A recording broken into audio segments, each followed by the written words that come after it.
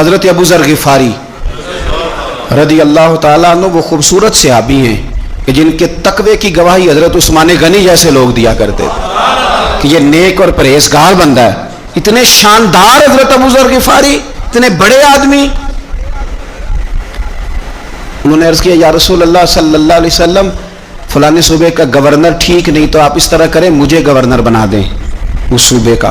تو نبی پاک علیہ السلام نے فرمایا ابو ذر تو نیک آدمی ہے، تو نفیس آدمی ہے، تو اچھا آدمی ہے، تو پرہیزگار ہے، لیکن حضور علیہ السلام فرمانے لگے تو گورنری کے قابل نہیں.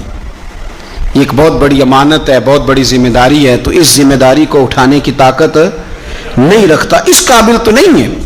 محبت اور چیز کا نام ہے، قابلیت یہ بھی ہو سکتا ہے کہ کوئی آدمی کسی چیز سے مخلص ہو لیکن اس کی قابلیت نہ رکھتا ہو. قابل آدمی کو آپ بٹھائیں گے.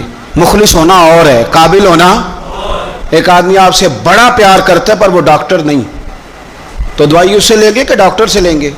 تو آپ کہیں ڈاکٹر تو میرا واقف ہی نہیں، میں نے تو یہ پیار بڑا کرتا ہے دوائی اسی سے لینی ہے. بھائی محبت اور چیز ہے، قابلیت ہم نااہلوں کے سپرد مانتے کرتے ہیں، یہ مان جانا چاہیے ہمیں. ملا رومی نے ایک بڑی خوبصورت بات لکھی ہے، بڑی خوبصورت، اور فرماتے ہیں ایک بادشاہ نے باز رکھا ہوا تھا. باز بڑا تنگ تھا بادشاہ سے. تو باز جو ہوتا ہے نا اس کے ناخن بڑے ہوتے ہیں، اس کے پر بھی بڑے ہوتے ہیں، اس لیے کہ اس نے پنجوں کے ساتھ اپنا شکار پکڑنا ہوتا ہے، پروں کے ساتھ پکڑنا ہوتا ہے. تو اس کے ناخن بھی بڑے بڑے تھے، پر بھی بڑے بڑے تھے، پر وہ بادشاہ سے تنگ بڑا تھا کہ یہ جو ہے اس نے مجھے قید کیا ہوا ہے. ایک دن پنجرا کھلا تھا تو باز اڑ گیا، ایک بوڑھی اماں کے گھر چلا گیا. بوڑھی نے بڑا پیار کیا، پہلے تو تھپکی دی، پھر چوری کھلائی، پھر بڑی محبت کری. باز اس سے بڑا راضی ہوا، اس نے کہا یہ اماں ٹھیک ہے، قید تو نہیں نہ کرتی، چوریاں بھی کھلاتی ہے، پیار بھی بڑا کرتی ہے. تو اماں ایک دن کہنے لگی کتنا بیوقوف تھا بادشاہ جس کے پاس تو رہتا تھا، تیرے نہ کبھی ناخن کاٹے نہ تیرے بال کاٹے. اس نے اس طرح پکڑا اور پہلے اس کے ناخن اتارے، بڑا چیخا، بڑا چلایا کہ میرا تو کمال ہی میرے ناخنوں میں ہے. انہیں کاٹ ڈالے، پھر اس نے کینچی لی اور اس کے پر کاٹے، کیونکہ دیکھو کتنا برا حال کیا ہوا ہے. اب وہ نہ شکار پکڑنے کے قابل رہا نہ اڑنے کے قابل رہا. حالانکہ اماں نے کیا پیار ہی ہے، لیکن وہ پیار کر سکتی تھی، باز رکھ سکتی. اس کو رکھنے کے لیے کچھ صلاحیتیں، کچھ خوبیاں چاہیے. بادشاہ ڈھونڈتے ڈھونڈتے اس کے گھر آگے آ کے دیکھا تو اس کا برا حال ہے. اس کے قریب آیا تو وہ باز رونے لگا، تو کہنے لگا مجھے واپس لے چل، تیری قید ہی مجھے اچھی ہے. تو اس نے کہا تو یہاں کیوں پڑا؟ کہنے لگا یہ پیار بڑا کرتی تھی لیکن اسے پیار کرنا آتا ہے پر باز رکھنا نہیں آتا. جو باز رکھنے کا انداز ہے وہ اور ہے، پیار کرنے کا رنگ اور ہے. ہمارے ہاں لوگ کہتے ہیں بندہ اچھا بڑا ہے، میں کہتا ہوں اچھا ہونا اور بات ہے اور کسی عہدے کے قابل ہونا اور بات ہے. تو جب نااہل کے ذمے کام لگائے جاتے ہیں تو پھر کیا ہوتا ہے؟ پھر قیامت آتی ہے. نااہلوں کے ذمے 6 نشانیاں حضور نے اور بیان کی بخاری مسلم میں. نبی پاک صلی اللہ تعالی علیہ وسلم نے فرمایا جب علم اٹھا لیا جائے گا اور جہالت کی کثرت ہو جائے گی. اور تیسرا فرمایا جب زنا کاری بہت زیادہ ہونے لگے گی. چوتھے نمبر پہ فرمایا جب شراب عام ہو جائے گی. اور 5ویں نمبر پر فرمایا جب مردوں کی تعداد کم ہو جائے اور عورتوں کی زیادہ ہو جائے. اور 6 نمبر پہ فرمایا جب تم دیکھو کہ 50 عورتوں کی سرپرستی کرنے والا ایک مرد ہے، ان کی نگہبانی کرنے والا ایک ہے، ایک مرد ہے 50 عورتیں. جب یہ 6 علامتیں آئیں تو سمجھ لو قیامت آنے والی. علم اٹھا لیا جائے گا. علم کیسے اٹھتا ہے؟ علماء جب چلے جاتے ہیں اور پیچھے نئے علماء تیار نہیں ہوتے تو پھر علم اٹھ جاتا ہے. بہت سارے ضلعوں کے ضلع ایسے ہیں جہاں عالم نہیں ملتا، سکا آدمی نہیں ملتا. ضلعوں کے ضلع. ہمیں شوق ہی نہیں کہ ہمارا بچہ عالم بنے، ہمارا مزاج ہی نہیں. اور علم کی بات ہم سنتے بھی نہیں، نہ ان لوگوں کے قریب بیٹھنا، ان سے کچھ لینا ہمارا مزاج ہوتا ہے جو علم کے معاملے میں رسوخ رکھتے ہیں. ہمارا مزاج نہیں. علم اٹھتا جا رہا ہے. آپ یقین کریں کہ فتویٰ لینے کے لیے سکا آدمی نہیں ملتا اور ہم اپنے بچوں کو اس فیلڈ میں لانے کو تیار نہیں. میرے حضور نے فرمایا جب زنا بڑھنے لگے، کیسے کہوں کہ عالمی اعداد و شمار کہتے ہیں پاکستان میں زنا تیزی سے سستا ہوتا جا رہا ہے، زنا کرنا آسان ہو رہا ہے. شرابیں فخر کے طور پر پی جاتی ہیں. وہ کہتے ہیں جی یہ چودھریوں کی شادی ہے، وڈیروں کی شادی ہے، اس پہ شراب نہ آئے تو شادی کیسے آگے بڑھے گی؟ یاد رکھیں، ہمارے صوفیاء کہتے ہیں، بزرگ کہتے ہیں کہ شراب پیشاب سے بھی زیادہ پلید چیز کا نام، اس سے بھی زیادہ پلید ہے یہ. تو اپنی تصورات کو سمجھیں. جب عام ہو جائے یہ کام، عام،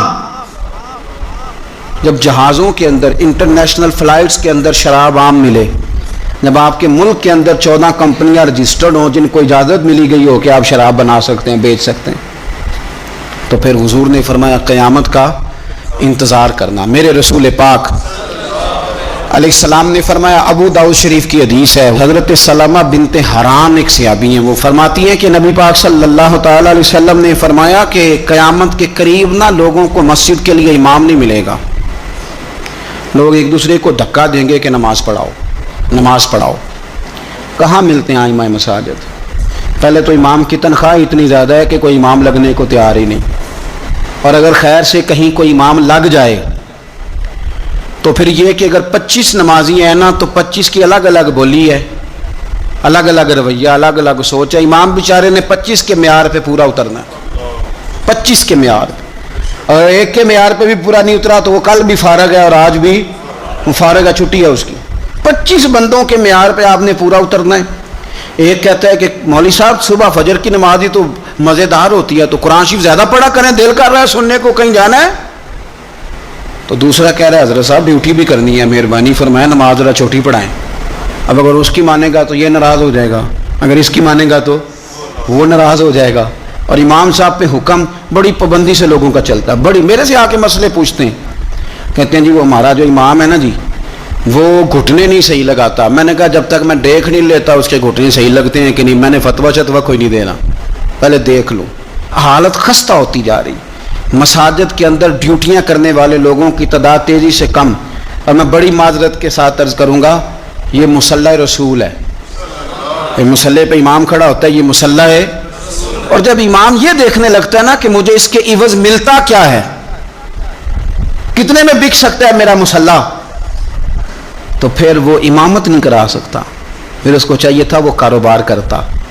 تیرے لیے اتنی تنخواہ بہت زیادہ ہے کہ تجھے مصطفیٰ کا مصلی نصیب ہو گیا. تیرے لیے یہ چھوٹا اعزاز ہے کہ تو وہاں کھڑا ہے جہاں مدینے والے رسول کھڑے ہوا کرتے تھے، اور تو تلاش کرتا پھرتا ہے کہ کہیں 2000 زیادہ ملے تو ادھر چلا جاؤں. تو یہ بھی قباحت ہے جس کی وجہ سے لوگوں کو ائمہ مساجد نصیب نہیں ہوں گے. یہ قیامت کی نشانی میرے رسول پاک صلی اللہ تعالی علیہ وسلم. دیکھیں حضور نے بیان فرمایا، قیامت کی نشانی حضور نے بیان. نبی پاک صلی اللہ تعالی علیہ وآلہ وسلم نے ارشاد فرمایا، حضرت ابو موسیٰ اشعری رضی اللہ تعالیٰ عنہ راوی ہیں، حدیث مشکات میں بھی ہے، ابو داؤد شریف میں بھی ہے. نبی پاک علیہ الصلوۃ والسلام فرمانے لگے قیامت کے قریب اس طرح اندھیری رات میں کوئی چیز گرتی ہے، ٹکڑے برستے ہیں تو پتہ نہیں نہ چلتا اندھیرے کی وجہ سے. اس طرح فرمایا تمہاری چھتوں پہ فتنے برسیں گے، فتنے. اور حضور فرماتے ہیں ان فتنوں کے زمانے میں بندہ صبح مومن ہوگا، شام کو کافر ہو جائے گا، اور شام کو کافر ہوگا، صبح مومن ہو جائے گا، صبح مومن ہوگا، شام کو کافر ہو جائے گا. اس کی کیفیت بدلے گی. اور حضور علیہ الصلوۃ والسلام فرمانے لگے اس زمانے میں جو آدمی چل رہا ہوگا نا اس سے وہ بندہ بہتر ہوگا جو بیٹھا ہوا ہے. اور حضور فرمانے لگے اس زمانے میں جو آدمی دوڑ رہا ہوگا اس سے وہ بہتر ہوگا جو آہستہ آہستہ چل رہا ہے. فتنوں کے زمانے میں فتنے چھتوں پر برسیں گے. بندہ صبح مومن ہوگا، شام کو کافر ہوگا، شام کو مومن ہوگا تو صبح کافر ہو جائے. اس تیزی کے ساتھ فتنے برسیں گے کہ ایمان لے جائیں گے. اے اللہ ہماری اولادوں کی حفاظت فرما. اللہ ہم کمزور ہیں، فتنوں کے زمانے میں ہمارے ایمان کو محفوظ کر. اللہ ہمارے حال پہ رحم فرما. جو زیادہ جگہوں پہ جاتا ہے نا، دوڑ کے ادھر چلا گیا، دوڑ کے ادھر چلا گیا، اس کا ایمان زیادہ خطرے میں. اور جو بیٹھا ہے ایک جگہ جم کے بیٹھا ہے، سکون سے بیٹھا ہے، آج بیماری نہیں لگ گئی. لوگ کہتے ہیں میں نے اس کی بھی تقریر سنی، پھر میں نے اس کی بھی سنی، پھر میں ادھر بھی گیا، الجھ گئے، ختم ہو گئی بات. جب تک وہ ایک جگہ جمے ہوئے تھے ان کا ایمان محفوظ تھا. یہ میں نہیں کہہ رہا، یہ مدینے والے رسول نے فرمایا ہے، یہ نبی کریم نے فرمایا ہے. اور جب تو ادھر بھی گیا، تو ادھر بھی گیا، تو نے اس کی بھی سنی، میں ناقدین کی بھی سنوں گا، میں اس کی بھی سنوں گا، تنقید کرنے والے کی بھی. ہم نہیں کسی کی بھی سنتے.